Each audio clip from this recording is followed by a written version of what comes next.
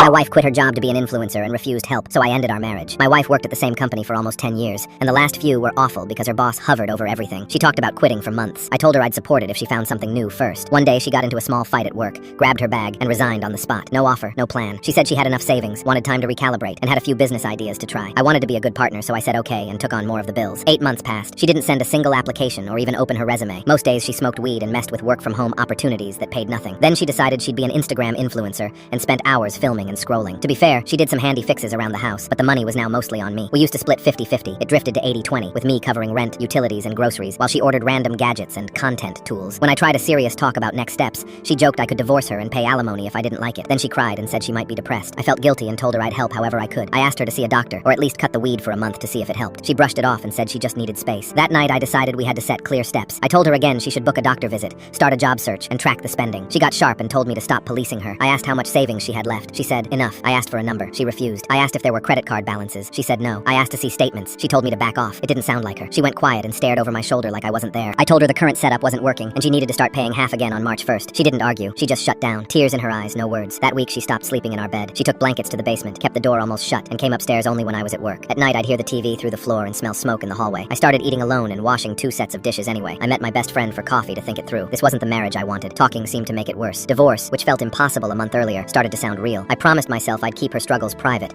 and only share what I had to in case I needed advice or legal help. On March 1st, I asked for her half of the bills. She sent about 2/3 and went back to the basement. I asked for the rest. She snapped, repeating, "Leave me alone," louder each time while I tried to stay calm and explain the budget. The word depression came up again, but only when I challenged her choices. She still hadn't seen a doctor. I gave a clear line. Please see a doctor and start turning this around, or we're done. She made another alimony crack and walked away. After that, we acted like roommates. Short texts about packages, no plans, no touch. She said she had a doctor appointment the next week, then didn't go. I offered to drive. She waved me off. I don't think she left the house for 2 months. I stopped cooking for 2. She lived on instant noodles and delivery snacks paid from a card I didn't see. I checked with a divorce lawyer. He walked me through the process and said alimony was unlikely since she quit by choice and had no medical note saying she couldn't work. I held on to a shred of hope. I prayed for a real effort from her and a way back for us. I asked again for a plan. Update after update, nothing changed. She said content was about to take off, then stayed up all night scrolling reels. She said she was too anxious to drive, then ordered more ring lights. I kept my head down, saved money, and set a date to file if nothing moved by early April. I managed to get her to a doctor once. I waited in the lot. The doctor suggested CBT and an SSRI. She came out annoyed and said she could read about CBT online and that meds were brain warping. For a week after, things felt normal. We ate dinner together, watched a movie, and shared a bed. I let myself believe we were turning a corner. Then a small argument set us back. She went cold again, back to the basement and late night shows. One afternoon after work, I sat in my car and could not force myself to go inside. My chest felt tight. I drove around for hours and thought about the last year. I was trying to fix something alone. That ride was my breaking point. I walked in close to midnight and told her I couldn't do this marriage anymore. We both cried. She said she was sorry and that she understood. She didn't ask me to stay or promise to change. That told me what I needed to know. She said she would move to her parents' place. Now her friends are saying I abandoned someone depressed. Was I wrong here? My fiancé demanded I match every gift I buy my daughter with equal gifts for her kids. My fiancé has 3 kids, a 16-year-old son, a 19-year-old daughter, and a 13-year-old son. I have 1 kid, my 14-year-old daughter. She runs cross-country and track. She races at state. Shoes wear down fast. I asked her doctor how often to replace them. He said every 6 months and to rotate 2 pairs, sooner if weeks get hard. After the visit, I took her to 2 sports stores. I told her to pick 4 pairs for the year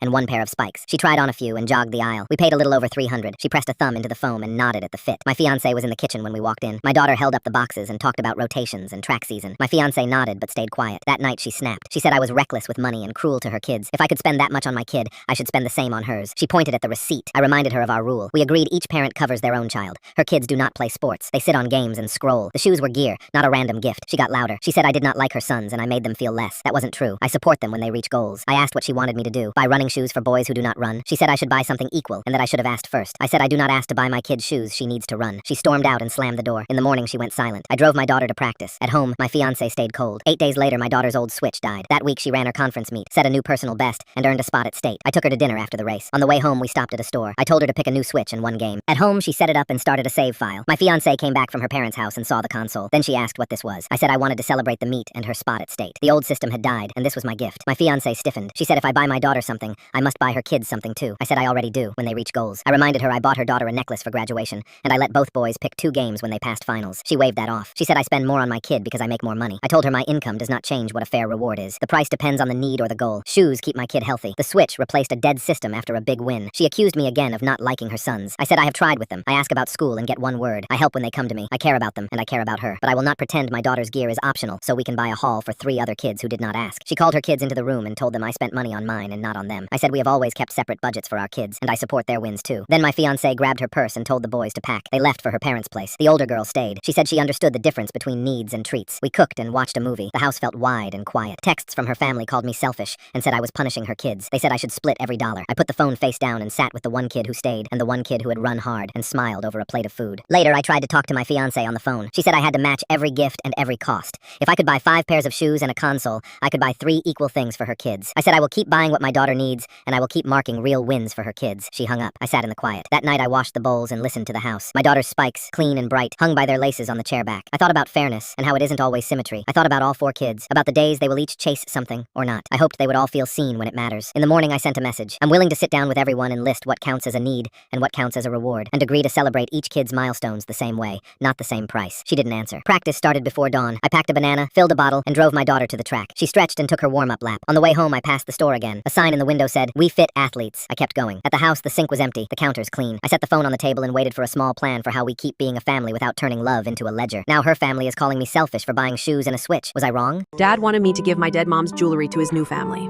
My mom died when I was just 12. I was still a kid, and losing her felt like losing the sun. When I was 15, my dad was dating a woman who tried to take my mom's things. I yelled at her. She tried to slap me. My dad broke up with her on the spot. My dad told me Mom wanted me to have all her things, so he gave everything to me. Dad met his fiancée when I was 17. We never really got along. I moved out when I turned 18. Since then, he's had 5 kids with her. They're getting married next February. 2 of the kids are girls, ages 7 and 6. And now, suddenly, he wants to give them my mom's jewelry. He said he wants his fiancée to have my mom's ring. He wants the necklace he gave my mom on their wedding day to go to one of his new daughters, a bracelet for the other. And then he said I should gift a watch my mom loved to his fiancée as a welcome present. I didn't pause. I said no way. My mom didn't know these people. These were not her family. She gave her things to me. He said I was being cold. I said, buy them jewelry, but my mom's stuff stays with me. His fiancée told me I was being a bad daughter. She said she deserved the ring. I told her, it's mine now. She and her kids are getting none of it. My dad texted me, begging me to reconsider, that I was making things hard. But honestly, my heart already broke when I was 12. My professor offered extra credit if I crossed a line, so I reported it and she got fired. I was an undergrad in my second year when I met this new professor. She seemed kind and easy to talk to, so after class I asked a few questions. She gave clear answers, joked a little, then wrote her number on a paper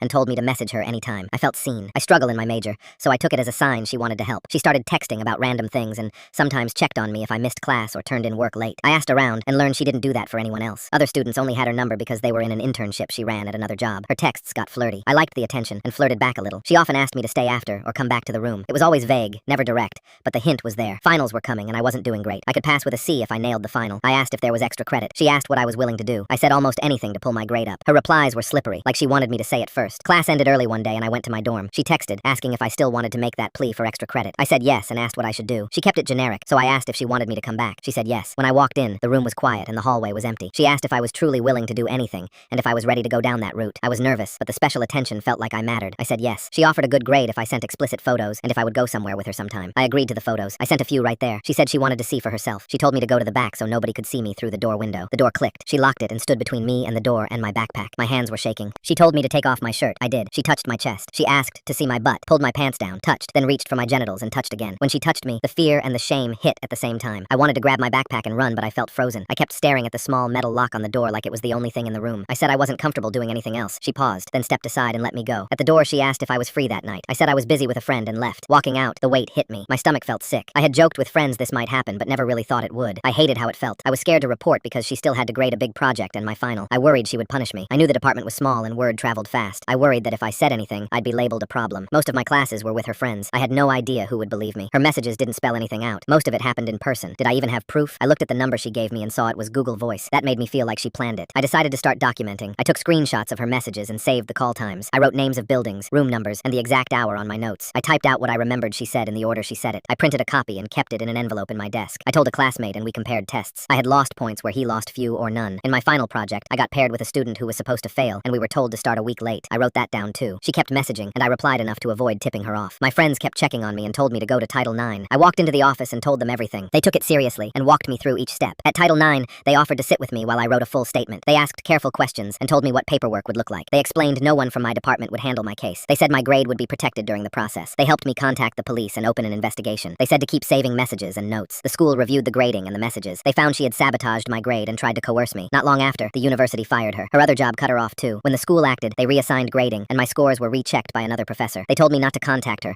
and not to respond to her except through the investigators. I got a restraining order. I turned my phone off and sat on a bench outside the building. Security walked me to class for a while too. The evening air felt cold and my hands were still shaking. I watched the hallway lights flick on through the glass and waited for my breathing to slow. Now some classmates are saying I I ruined her career. Was I wrong for reporting? My wife thinks our story is so cute, but I've never told her the true story of how we met. She tells it at dinner parties. She told it at our wedding. She even told it to our couples therapist once, as an example of how we were meant to be. Every single time, I sit there smiling, nodding, holding her hand, and saying nothing. Because the real version of that story would end the dinner party. It would probably end a few things. So here's what she knows. We met at church, started seeing each other around the neighborhood, walked our dogs at the same park a few times, realized we lived close, started hanging out, fell in love, simple, sweet, the kind of meet-cute that belongs in a movie. Here's what actually happened. I moved to a new city for work, didn't know a single person. I'm introverted by nature, so making friends wasn't exactly moving fast, and dating felt impossible. After about 6 weeks of going absolutely nowhere socially, I caved and downloaded a dating app just to try it. I told myself I'd give it a month. I set my filters tight. Age range, distance, a few other things I won't get into. The pool was small, which was fine. I wasn't looking for options. I was looking for one person worth talking to. About 3 weeks in, I'm scrolling late on a Tuesday night and her profile comes up. I stopped scrolling. She was exactly the kind of person I'd been hoping existed in this city. Her photos were natural, not posed. Her bio was funny without trying too hard. She listed specific books, a specific hiking trail, a specific coffee shop she went to every Saturday. She wasn't performing. She was just herself. And something about that stopped me cold. I almost messaged her right there, had the opener typed out and everything. But then I checked her location and realized she was in the same part of the city as me. And something in my brain shifted. Messaging someone online who lives 4 miles away felt like the wrong move. Not because it's weird, people do it all the time, but because I had this specific, stubborn feeling that if I showed up in her life in person, it would mean more to both of us. So I closed the app, and then I went to Instagram. I'm not proud of this part, but I'm also not going to dress it up. I searched her first name and the city. She had a public account. I went through it slowly, not to be invasive. I want to be clear, I wasn't cataloging her life. I was just looking for one thing, where she spent her time, what her world actually looked like outside of a curated profile. About 12 posts down, she'd tagged a church, commented on a community event there. Nothing big, just a casual tag like she'd been going for years. That Sunday, I went to that church. I want to point out that I'm not a religious person. I was raised loosely. I have no strong feelings either way, and I had not been inside a church in probably 6 years. But I walked in that morning in a collared shirt I'd ironed the night before, sat near the middle, and waited. She was one of the first people to come say hello when the service ended. That's just who she is. She does that for every new face. She introduced herself, asked how I'd heard about the place, and we talked for maybe 4 minutes before someone pulled her away. 4 minutes. But I knew. Over the next few weeks, I kept showing up. We'd talk after service, a little longer each time, but I couldn't figure out how to get from church acquaintance to something real. Every conversation ended naturally, and I'd drive home frustrated, trying to figure out my next move. Then one Saturday, I'm pulling out of my neighborhood, and a man on a bike crosses in front of my car. I recognized him immediately. He attended the same church, always sat 3 rows ahead of me, always talked to her after the service. Her dad. He was clearly just out for a casual ride, moving slow, no rush, which meant he didn't live far. I went home and pulled up the county property records, public information, typed in his name, which I'd heard her use once, and got a result in under 2 minutes. He lived on the next block, which meant there was a very good chance she did too. After that, I started walking my dog differently. Same park, different times, morning, late afternoon, early evening. I rotated the schedule. I told myself I was just getting more exercise. 3 weeks later, I come around the bend near the east entrance of the park, and there she is. Her dog immediately goes for mine. She looks up, recognizes me from church, and laughs like it's the most natural thing in the world. Do you live around here? She asked. Yeah, I said. Just a couple blocks that way. We walked for an hour, talked about everything, exchanged numbers in the parking lot, had dinner 4 days later. She has told our story 100 times since then. The church, the park, the dogs, the neighborhood, the universe, and every single time, I love her more for believing in it. I just can't be the one to tell her the universe had a little help. When have you seen the real world hit a spoiled brat?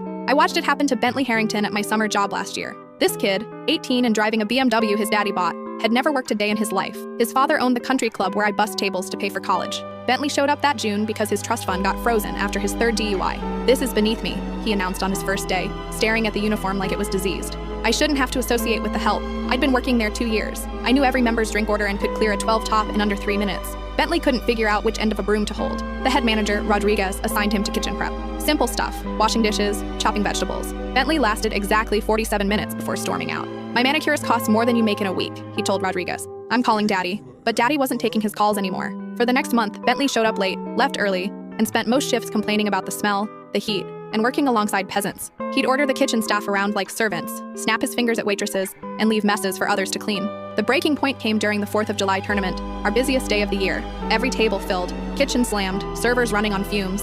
I was juggling 6 sections because 2 people called in sick. That's when Mrs. Pemberton, old money, board member, sat in Bentley's section. "Excuse me," she called after waiting 20 minutes. "Could someone take our order?" Bentley was outside smoking, scrolling through Instagram. "Kid," Rodriguez barked. "Table 12 needs you." Bentley rolled his eyes. "They can wait. I'm on break." "You've been on break for 30 minutes.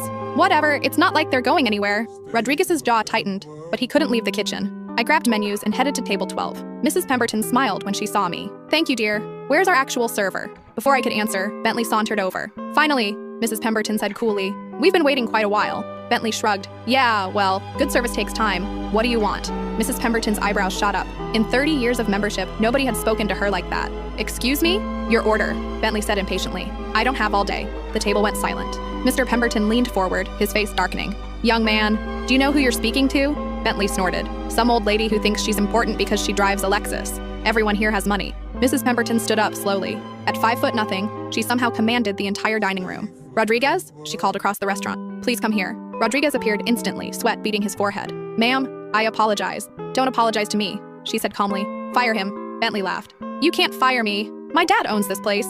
Mrs. Pemberton smiled. "Actually, darling, I chair the board that hired your father. Unless you want Daddy's contract terminated too, I suggest you remove this child immediately." The color drained from Bentley's face. "You're bluffing." Mrs. Pemberton pulled out her phone. "Mr. Harrington, it's Vivian Pemberton." "Yes, about your son." Bentley grabbed for the phone. "Wait, don't. Too late," she said, hanging up. "You're done." Rodriguez handed Bentley his final check. "Clean out your locker." As Bentley shuffled toward the exit, Mrs. Pemberton called out sweetly, "Oh, and Bentley? Good luck finding another job. I'll make sure every club in the state knows what kind of employee you are." 3 months later, I heard Bentley was working at a fast food place across town. His BMW got repossessed. His trust fund stayed frozen until he completed a year of character-building employment. Last week, I saw him at the grocery store wearing a hairnet and name tag. He pretended not to recognize me. Sometimes the real world has perfect timing. He faked cancer, wrecked my dad's credit, and left him and my sister on the curb. I grew up with my dad popping in and out because of his marriages, and by the time he married Francine when I was 21, I already knew not to expect much from her. She smiled at holidays, gave joint gifts with my dad, and left events early. She never asked about my classes or work, just when I would marry and have kids. With her, little rules piled up fast. She told her daughter Hannah not to drink juice, made comments about how much she ate, and acted like any smell could knock her out. One visit she scolded me for the shampoo I used. The next time it was my perfume. After that, it was smoke on my coat from visiting my mom and grandmother. She said she was allergic to corn syrup, red dye, yogurt, or peanuts. Then I'd see her eat those things a week later. Because of the constant complaints, we saw my dad less, so we wouldn't set off Francine. It felt like everything had to be about her comfort and her limits, and we learned to keep our distance. In April 2022, she told my dad she had stage 4 lung cancer and maybe a year to live. He was crushed, and we supported him because that's what you do when your parent is scared. That December, my grandmother, who raised me like a second mom, got the same diagnosis. She went downhill fast. I moved home, took a leave from work, and helped my mom with hospice. My days smelled like hand soap, broth, and rubbing alcohol. The house was quiet except for the oxygen machine in the kettle. I sat by her bed and wiped her face and tried to feed her a few bites. When she died in early February 2023, I broke. I was in therapy twice a week, and my counselor watched me closely because I had relapsed on old self-harm urges. While we were pulling ourselves together, life kept moving. My sister started meds. My brother chased a promotion. I turned 26 and started planning with my long-term boyfriend. I needed to figure out health insurance by year's end because I would age out of Francine's plan. I sent Francine a calm text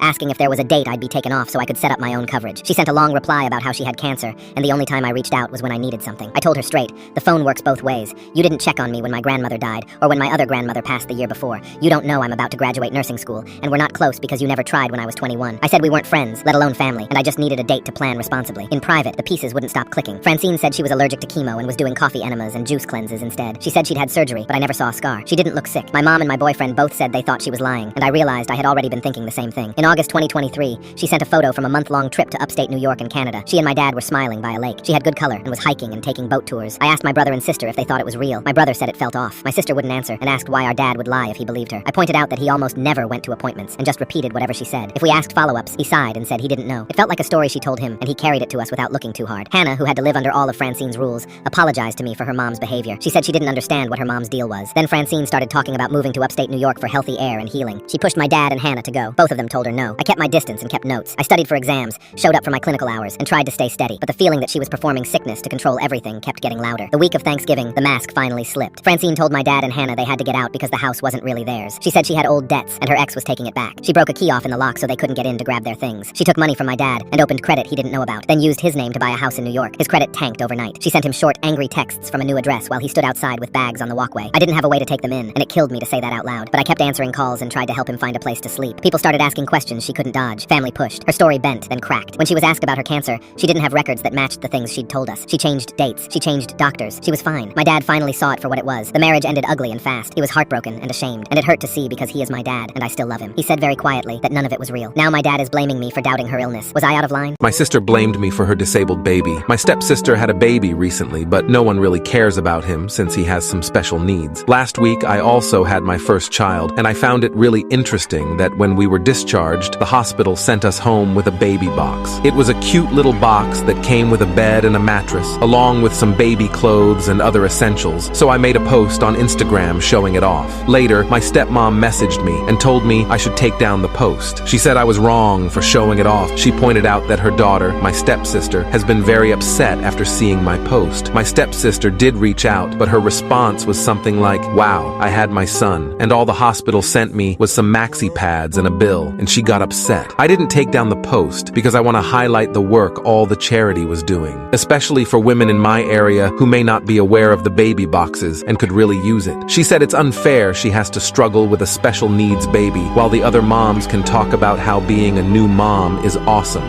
My girlfriend broke my trust, lied to friends, spammed my phone, and called me heartless. I made this account because I saw people get real advice here. I'm 22. My girlfriend, Jess, and I have been together about 18 months. She's gorgeous. I'm not a mess, but I know I'm punching. Last week, our course held an exhibition. It was normal until I saw Jess talking to a girl I didn't know on the far side of the hall. I walked over. Jess gave me a quick smile, said, "This is Mia, second year," and turned back. When they turned, the girl's hand was low on Jess's back. It looked a bit too familiar. I told myself not to be weird. They stuck together all night, laughing close, heads almost touching. I tried to join a few times and got brushed off with, "In a sec." I drove home with a knot in my stomach and told myself I was being jealous. Over the next week, Jess pulled away. Short texts and one-word replies. No eye contact at dinner. I felt like I was talking to a wall. I brought her favorite takeaway, and she ate 3 bites, said she had a deadline, and took her laptop to the bedroom. Her phone stayed face down. It buzzed. She said it was a group chat. Later, I heard her laugh through the door. I slept on the couch. In the morning, she said I was being dramatic. I asked what was wrong because I was going to Bristol for the weekend and didn't want to leave on bad terms. She brushed me off with, "It's fine." I went to my parents for a lift. When I got there, my mum said my dad felt ill and the trip was off for the day. I was annoyed they hadn't told me sooner. I got back in the car and drove home in a mood. Our front door was off the latch, so I didn't need my key. The deadbolt wasn't thrown. I stepped in and heard Jess giggle. The flat is ground floor, no creaky boards. A breathy sound came from the bedroom like panting. I started to call out. In the lounge, I saw a denim jacket over a chair that wasn't Jess's. 2 mugs sat by the sink. I moved down the hall. Then I looked down and saw worn pink All-Stars by the wall. Not Jess's. My chest went cold. I turned the corner. The bedroom door was wide open. The curtains were half closed.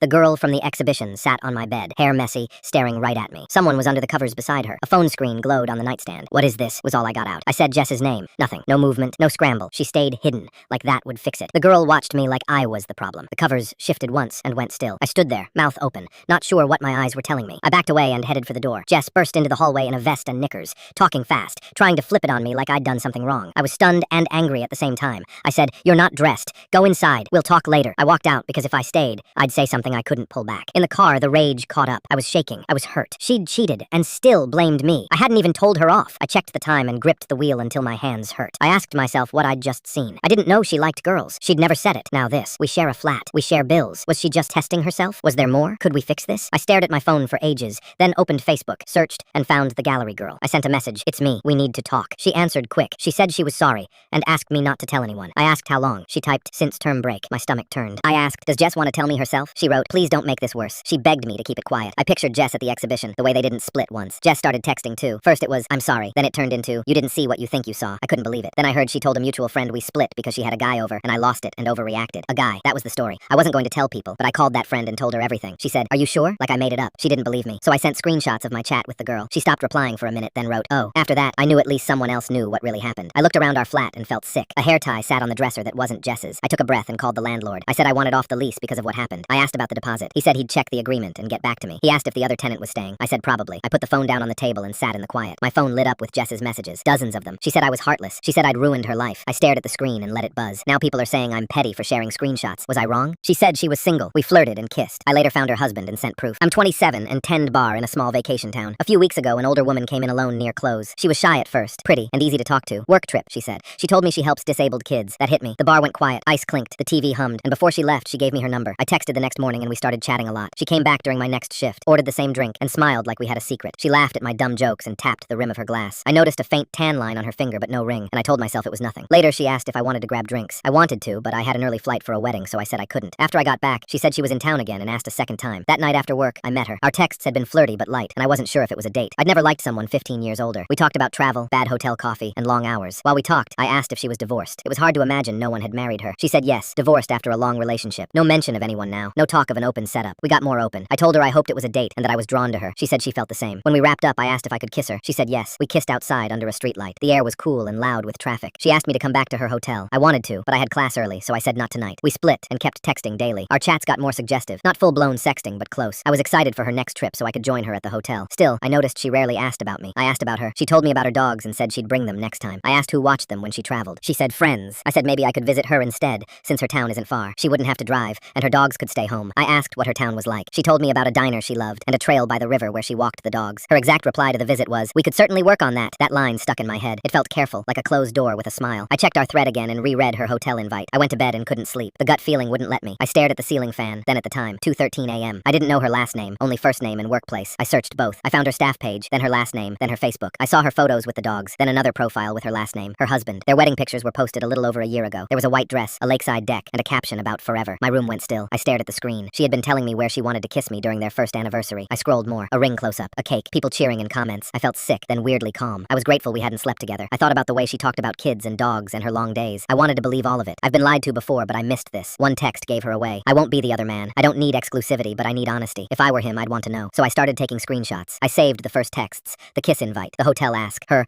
work on that line, the parts about trips, the parts about the dogs. I made a folder. I blacked out numbers and cropped names. I thought about the cleanest way to do this without drama. I asked a few close friends how they'd want to hear it. Alone, they said. Somewhere quiet, with proof. One friend said to keep it simple and not guess at motives, so I waited for a window. She told me she had a doctor's appointment one afternoon. I decided that was the time. I wrote the husband a message that laid it out straight. No insults, no guesses about their marriage, just facts and screenshots. I said I met his wife at the bar. She gave me her number, we met for drinks, we kissed, and she asked me back to her hotel. I said I only learned his name when I searched because something felt off. I said I wasn't looking to break anything up. I told him I wasn't out to hurt him. I attached screenshots. I asked him not to name me to her. I asked him to check her phone if he needed to. I added the date and time of our meetup. My hands were shaking a little. For my safety and sanity, I blocked her number and profile first. I opened his chat, added the screenshots, read the message twice, and kept it short. I told him I'd leave the chat open for a day if he needed more proof, and then I'd step back. I took a breath, tapped send, watched delivered pop up, and locked my phone. Now her friends are saying I'm messy for telling her husband. Was I wrong? I kicked my sister while she was down. My sister Rachel recently lost her job in finance. She was always the golden child, so she wasn't used to seeing me do well while she struggled. I tried to be supportive, but she resented me. She'd make passive-aggressive comments about how easy my job was, and my job wasn't real work. I bit my tongue, but it definitely upset me. 3 months ago, I was working on a major project, the sort of one that could have earned me a promotion. We were down to the wire on the deadline, so when Rachel asked to hang out, I told her no. She grumbled about it, but I thought that was that. Well, the next day, I came home to find my laptop missing. It had all my work files on it, and the deadline was the next morning. I called Rachel, and she confessed that she borrowed it to teach me a lesson about picking work over family. We ended up missing the deadline. My boss chewed me out, and I won't be getting a promotion anytime soon. Rachel was unapologetic. She said I needed to chill and stop putting work above family. I was so upset, but I hate conflict, so I let it build up quietly instead. Last week, we were at a family dinner. I was still seething inside while Rachel was still looking for a job. She was complaining about how rough the job market was when something possessed me to laugh at her and say, "You deserve to be unemployed after sabotaging my career." It went quiet for a moment before Rachel burst into tears. My parents freaked out that I was kicking her while she's down, but I don't feel bad at all. She nearly ruined my career, and she deserves to suffer a bit of karma for it. My girlfriend asked for a break, so I returned the ring and moved to Japan to teach English. I was about to propose when my girlfriend sat me down and said we needed a break to see if we missed each other. I kept my face calm and said I understood. She had no idea there was a ring hidden in my sock drawer, a vintage emerald cut that cost 3 months of pay. I had already talked to her dad over beers at his favorite sports bar, booked our anniversary dinner for Valentine's Day, and practiced a simple speech in my car during lunch. That Tuesday night, she kept using soft words about space and growth and finding ourselves. She fidgeted with the silver bracelet I gave her last Christmas and watched me like I might beg. I didn't. I helped her fold clothes into an overnight bag and walked her to the door. She paused, then left. My head felt clear. First thing the next morning, I went to the jewelry store and returned the ring. The clerk gave me a kind look and processed the refund. $2,000 hit my account before lunch. On the walk home, I stopped, opened my notes app, and wrote one line. Go. I bought a one-way ticket to Tokyo, leaving in 10 days, and told no one but my buddy Jake. I had always wanted to teach English in Japan. Lisa hated that idea every time I brought it up. She called it running from real responsibility. She wanted a map for life. Suburb house, 2 kids, a neat fence. I wanted a chance to try. 10 days later, I stood at Shibuya Crossing with one black suitcase and awful Japanese. I rented a tiny studio near Akihabara with paper-thin walls and a window that stuck. I burned noodles and set off the alarm because I didn't open the fan. I got hired at a conversation school to cover evening classes. My first lesson was shaky. I held up flashcards, bowed too many times, and said the wrong word for water. After class, I walked past vending machines and neon, repeating new phrases under my breath. I studied daily with free apps and YouTube, and kept a notebook of small wins. Order ramen without pointing. Read a train sign without help. Ask for directions and understand the answer. Days moved fast. I bought a cheap bike, learned which store had warm pancakes, and found a cafe that played soft city pop in the mornings. Jake sent me screenshots of Lisa's posts. She was out with friends every weekend, smiling at the camera, posting flirty photos with song lyrics. He said she asked about me in a casual way, like she expected I would drift back. I didn't answer. I set my phone to do not disturb during class and left it face down when I studied. Month 3, my Japanese was good enough for small talk. That's when I met Yuki at a language exchange in a tucked-away Harajuku cafe. She was studying international business at Waseda, spoke near-perfect English, and had a quick laugh that filled the space. We traded phrases, corrected each other, and laughed when I mixed up words. We started meeting twice a week. We shared convenience store coffee and those fluffy pancakes. We kept it simple. Museums on rainy Sundays, cheap bowls of udon after class, slow walks through busy streets where we pointed at signs and took turns reading them. I noticed the way she listened without rushing me. She noticed when I was nervous and gave me time. I told her the truth about the canceled proposal and the one-way ticket. She nodded and said, "You chose yourself." One morning, my phone lit up with a stack of messages while we sat by the window. I made a huge mistake. I miss us. This break was a bad idea. Can we talk? Please come home. Another message arrived. I saw Jake's story. Are you really in Japan teaching little kids? This is ridiculous. Then another. Answer me right now. You can't ignore me. We need to fix this. I stared at the screen and felt the old pull to explain and defend. I didn't move. Yuki slid the last pancake toward me and raised an eyebrow. I turned the phone so she could see. She read the screen slowly, set the phone down, and said in even English, "Tell her you found someone who doesn't need a break to decide." I thought about the hotel reservation I had canceled, the speech I had had practiced, the refund sitting in my bank app. I thought about the late trains, the sticky window, the flashcards, and the quiet pride of naming things right. I typed with both thumbs. I found someone who knows what she wants without taking a break. I hope you find what you're looking for. I hit send. My chest felt light and steady. Her reply popped up almost at once. Japan is a stupid idea. You're throwing your life away on a fantasy. I didn't type back. I slid the phone face down and pushed it to the middle of the table. Yuki read the last line, smiled, and said, "Should we mention our engagement party next month?" I laughed before I could stop myself. She laughed too. The clerk looked over from behind the counter at the two of us cracking up by the window. I picked up the coffee cup, took a calm sip, and let the phone stay where it was. Now my friends are saying I'm petty for refunding the ring. Was I wrong? I fired my sister for betraying the family. I run a small tech company and have control over who gets hired or fired. My sister lost her job recently, so I gave her a job at my place. My sister and I are polar opposites. I'm quiet and reserved. She's loud and overshares everything. With different personalities, we've never been that close, but I hoped the job might bring us closer. At first, her energy and enthusiasm were great. However, in time, I began noticing coworkers giving me strange looks and whispering after I passed by. I didn't connect the dots until later. Then one day, a coworker casually mentioned a deeply personal family secret over lunch. No one batted an eye, and they acted like it was just common knowledge. I immediately went to my sister and demanded to know why she was telling family secrets. She brushed me off. "It's no big deal," she said. According to her, it helps her bond with her coworkers. I told her it was unprofessional and I don't want it to happen again. A few weeks go by, and I overhear coworkers talking about my parents' divorce. My sister had told them every embarrassing detail, including my mom's struggles with drug abuse. We'd spent years trying to move past it. I summoned my sister to my office and fired her on the spot. Sharing those things wasn't just unprofessional, it was a betrayal of the family. I'll always protect my family, even from its own members. I bought my own house after everyone betrayed me. Now my sister, ex-wife, and parents are furious. I refuse to let them back in. 3 years ago, I was married to Madison, who thought my $65K mechanic salary made me a failure. She'd constantly show me houses online, not to motivate me, but to remind me how inadequate I was. "Look at this kitchen," she'd say, shoving her phone in my face. Samantha's husband bought her granite countertops, but I guess I'll never have nice things. I worked overtime, picked up weekend jobs, even sold my motorcycle to save for a down payment. Nothing was ever enough. The final straw came when I surprised her with a vacation I'd been saving for. She spent the whole trip texting Evan from yoga class. When we got home, I found them together in our bed, not even ashamed. "You're never here anyway," Madison said. "Evan actually pays attention to me." The divorce was ugly. She tried to take everything, claiming she sacrificed her career for our marriage. What career? She worked part-time at a boutique, but the real knife came from my sister Catherine. We'd been close our whole lives. I helped raise her kids, fixed her car for free, loaned her money when her husband was unemployed. "Madison told me everything," Catherine said. "How you never bought her anything nice. Maybe if you'd been a better husband, she wouldn't have needed to find happiness elsewhere." My own sister was blaming me for being cheated on. My parents were no better. "Marriage is work," Mom said. "Maybe you both made mistakes." That's when I realized I was completely alone. So I liquidated everything and took a job on an oil rig in North Dakota. 18 months of hell, 14-hour shifts in freezing weather, living in a tiny trailer with 3 other guys who never showered. But the money was incredible. $120K a year, almost no expenses. I saved every penny, lived on ramen and protein bars. When I came back, I had nearly $200K cash and perfect credit from paying off all my debts. I started house hunting and saw it, 42 Maple Street, Madison's dream house. She'd shown me this exact house dozens of times over the years. "Look at those hardwood floors," she'd sigh. "I'd die for a kitchen like that." Asking price was $285K. I offered $300K cash, no inspection, close in 2 weeks. The seller couldn't say yes fast enough. I kept it quiet, but the realtor posted on Facebook, "Congratulations to our mystery cash buyer on 42 Maple Street." Within an hour, my phone was buzzing nonstop. "Madison, OMG, who bought it? I'm dying to know." "Catherine, saw someone bought your dream house. Crazy coincidence." I ignored them all. Moving day was perfect. Hired the best company, made sure the whole neighborhood could see the fancy trucks. That weekend, I threw a housewarming party, invited everyone except my family. Of course, they showed up anyway. Madison walked in first, looking around in amazement. Then Catherine with her kids. Finally, my parents, carrying wine like they were invited guests. "This place is incredible," Madison breathed, running her hands over the kitchen island. "How did you afford it?" She stopped when she saw me. "Hello, Madison," I said calmly. Catherine recovered first. "We heard about the party. This house is amazing." "Oil rigs," I said simply. "Turns out when you're not supporting a cheating wife, you can save quite a bit." Madison stepped forward, tears in her eyes. "I made mistakes, but this was our dream house." "You're right," I nodded. "Right before you told me I'd never afford it. Right before you found someone who could." "Security," I called to my friend Kai. "Please escort these people out." "We're family," Catherine protested. "Family doesn't choose cheating wives over their own blood," I replied. As they were walked to the door, Madison turned back one last time. "Don't you think you're being vindictive?" I looked around at my beautiful home, the hardwood floors, the granite counters she'd dreamed about for years. "This is just me living my best life, without any of you in it." The door closed with a satisfying click. They've been calling ever since. Madison's evicted and wants to work things out. Catherine needs a place to stay. My parents think I'm cruel, but I'm done. Some bridges aren't worth rebuilding. Besides, I love the look on their faces when they realized the failure they'd written off was living in their dream home. Best $300K I ever spent. Worth every penny. I laughed while my ex-husband's new wife threw a tantrum. My ex and I share 3 teens, 16, 15, and 14. We divorced when our youngest was still a baby, and we've followed a strict custody plan ever since, mostly to avoid drama. No, his wife wasn't the reason we split, but he did cheat on me during my high-risk pregnancy. He thought that was okay because I couldn't have sex. I didn't. Things got messy, and co-parenting's been tough ever since. His wife has always been rocky with the kids. One minute she's cold and snappy. The next, she's begging them to call her mom. She even shared details about her infertility and IVF IVF, like it was their responsibility to fill her emotional gaps. The kids didn't ask for that. Therapists helped, but the damage was done. After years of court battles, parenting classes, and warnings from the judge, the kids were finally allowed to decide how often they'd see their dad. They all chose one weekend a month. His wife hated it. Yesterday, they planned a Disney trip for Mother's Day. He asked if our kids wanted to come. I asked them. They said no, loud and clear. Later, his wife called me sobbing, saying they were her kids too. I couldn't help it, so I laughed and hung up. Now they're blowing up my phone, calling me heartless. But I never stopped the kids from loving her. I just wouldn't force them to love someone who treated them like emotional support animals. I brought home a service dog without asking. My parents kept a notebook to prove I'd fail. I was 14 and begging my parents for a service dog. My anxiety was so bad I couldn't get out of the car at school. My therapist said a trained dog could help me calm down. My parents kept saying no. Dad said dogs were too much work and too expensive. Mom said I was exaggerating to skip class. At dinner, Dad joked, "If you're too anxious for school, how will you walk a dog every day?" A week later, my cousin Jake called. His friend had to give up a lab mix named Scout. I met Jake at the park, clipped on the leash, and walked home with the dog. I opened the door and my parents froze. Mom asked where the dog came from. Dad asked why there was a dog in his kitchen. Their voices rose. Mom talked about vet bills and messes. Dad said I couldn't just bring home an animal. I said I'd handle it. Dad said, "Prove it." He gave me 1 week and pulled out a small blue notebook to keep score. If I slipped, Scout went back. Day 1, he wrote that I forgot to refill the water bowl before school. I filled it, taped a note by the sink, and set an alarm. That evening, I taught Scout to wait on the mat while I wiped his paws. Day 2, he wrote mud on carpet, circled twice. I scrubbed the stain, set a towel by the door, and added wipe paws to my checklist. That first night, something shifted. Most nights I woke around 3 with a tight chest. When my breath shortened, Scout hopped on the bed, lowered his head on my chest, and stayed. His weight was steady. My breathing slowed. I slept until my alarm. At breakfast, Mom asked why I looked rested. I told her what Scout did. She said it was just excitement. Day 3 was math tutoring with Mr. Peterson, the session that usually ended with me crying in the hallway. I brought Scout and asked if he could lie by my chair. Mr. Peterson sighed, then nodded. I started a problem. My leg bounced. Scout touched my wrist with his paw. I exhaled and kept writing. When my breath sped up, his nose nudged my elbow. I solved one problem, then another, then a third. No tears. Mr. Peterson said, "You were focused today," and he emailed my parents. Day 4 was a meeting with the counselor, Mrs. Collins, because I had missed too many classes. My stomach turned all morning. I brought Scout, sat, and wrapped the leash around my hand. Mrs. Collins asked about attendance. The panic rose fast. Scout put his paw on my knee and met my eyes until my hands stopped shaking. Mrs. Collins watched. When I fidgeted, he nudged. When my voice thinned, he leaned. After 20 minutes, she said she wanted to speak with my parents. That evening, she called them. She said, "Your daughter is a different person with this dog. This isn't a phase or an excuse. This is a tool that helps her function." When they hung up, nobody spoke. Day 5, the notebook entries got small. Hair on couch, leash on table. I vacuumed and hung the leash on a hook. I added chores without being asked. Food at 7, walk at 7:30, water after school, short fetch, brushing before bed. I wrote the list above the bowls and checked each box. Scout learned the pattern. Shoes on, he sat by the door. Timer chimed, he came to the kitchen. After homework, I practiced breathing with him, counting in and out with my hand on his fur. On the way to school, I reached the front steps before my throat tightened. It didn't win. Dad still kept the notebook. He didn't make jokes anymore. He just watched. Then came day 6. The house was quiet at 2 in the morning. I woke to a thin sound from my parents' room, air catching and rushing. Scout heard it too. He slid off the bed and trotted down the hall. I followed and stopped at the doorway. Dad sat up with his hands on his chest, eyes wide, breath too fast. Before I could speak, Scout climbed onto the bed and lowered his head onto Dad's chest, the same way he did with me. Dad didn't push him off. He put a hand on Scout's neck. His breath slowed in small steps. The room settled. I stood there a minute, then went back to my room and listened to the quiet. In the morning, nobody mentioned the night, but things had moved. Scout's bowls were no longer by the trash can. They were stacked in the lower cabinet by the sink. His toys sat in a small basket by Dad's chair. The blue notebook lay closed on the counter. I touched the cover and waited. Dad came in from the yard. He looked at Scout, then at me, like he was weighing something and had reached the same answer twice. He lifted one shoulder and said, "I guess he's staying." Now my parents are saying I forced them by bringing Scout home. Was I wrong?